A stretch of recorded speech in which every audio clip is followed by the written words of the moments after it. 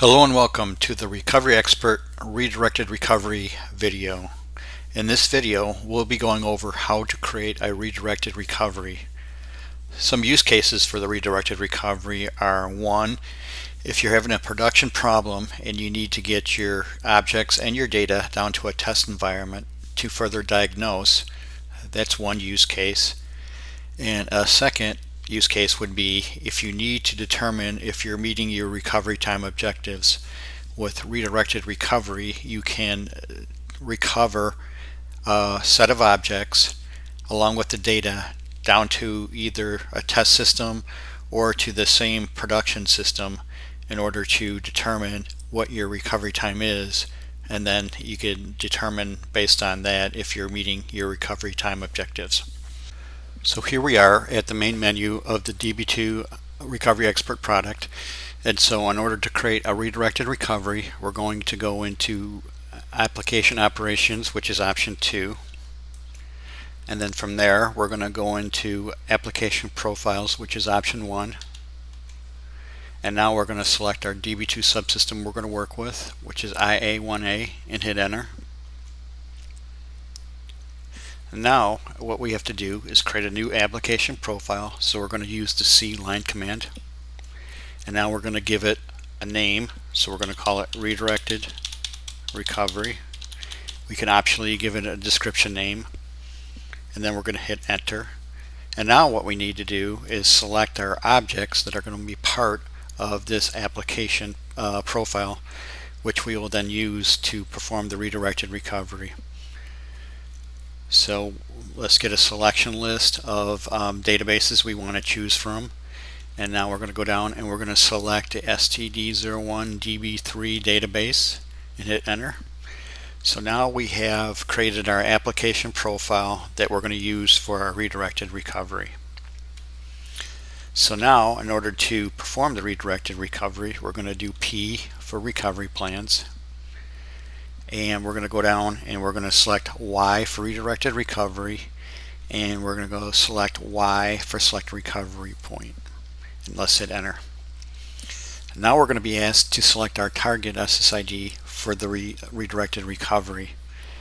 In this instance, we're going to be selecting IA1A, which is the source, same as the source SSID. So what we're going to have to do then is we're going to have to do object translation in order to rename these objects so we don't get duplicate objects on this subsystem. So once we do select our target, we PF3, and now we're into our object translation panel. So at a minimum, in order to not get duplicates, we have to change the name of the database. So the source database is std01db3, and we're going to name that std01dbt. And then what we need to do is we need to put a translation mask in for the creator, and the creator is std01, and we're going to make that std01t. So what we're doing is we're changing the names of the database and the creator on the target subsystem. Now let's press PF3. So now here's our redirected recovery options we can choose to change. These have to deal with which logs we're going to be looking at, whether we want to do log apply or not. So let's hit PF3 here. Now we're back to the generate recovery plan screen. So let's hit enter to select our recovery point. We're going to select recovery history event. So we'll select S, select it with an S. Now let's select as our point in time of recovery our last full image copy. So now now that we've selected our redirected recovery options and we selected our point in time to recover to, let's hit enter. And now what it's going to do is generate the different recovery plans, and you can see here it's just going to generate one, the using redirected recovery. Now to build the JCL for this recovery plan, we do a B. We give it a PDS and member name and the job card. If it already exists, we're going to be asked to overwrite it. if we want to continue. So now you can see here we've generated the JCL for the redirected recovery. So if we go ahead and look at it, you see here what we're going to do. We're going to start off by creating the target objects on the target subsystem. So again, we're creating these target objects on the same SSID as the source. So we're creating the database, the table space, the lob spaces, the table, the auxiliary, the indexes, and we also have a view. Then we're going to do the implicit name resolution. Then the implicit name resolution is going to do the, in essence, a DSL1 copy to get the data from the source over to the target. And then once we're done with that, we're going to rebuild the indexes and then change the, and then what we're going to do is change the status of the spaces back to read-write.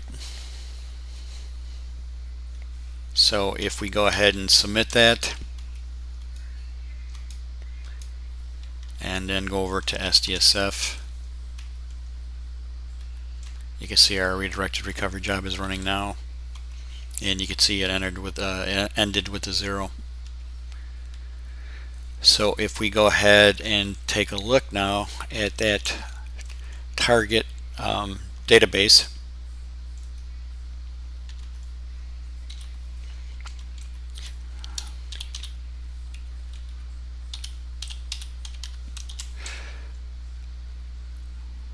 so you can see here, this is our source. So let's take a look at the source. Let's browse that.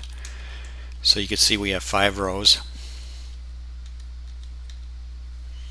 Now if we go over to the target, which is under the std01 dbt database, and we browse that table, you can see we also have 5 records here, and it matches the same data as what was on the source.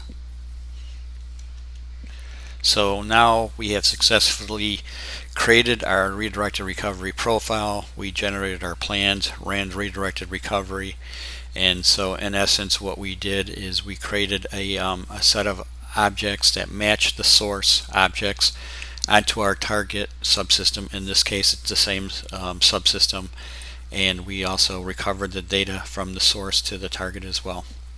Thank you for watching this video on IBM DB2 Recovery Expert Redirected Recovery.